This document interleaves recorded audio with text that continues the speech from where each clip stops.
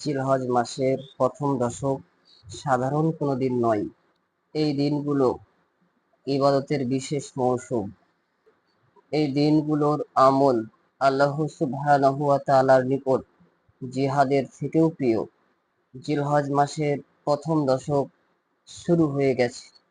আপনি আল্লাহ সুবহানাহু ওয়া তাআলার প্রিয় বান্দা হওয়ার জন্য ইবাদতের প্রস্তুতি গ্রহণ করেছেন তো?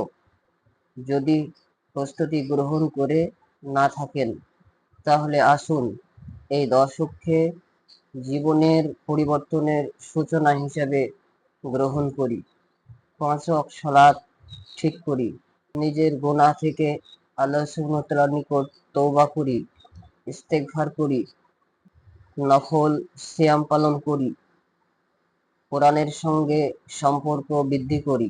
হতে পারে ২ রাকাত নফল সালাত, একটি সিজদা, একটি নফল সিয়াম, সামান্য পরিমাণ চোখের অশ্রু আপনার নাজাতের অসিলা।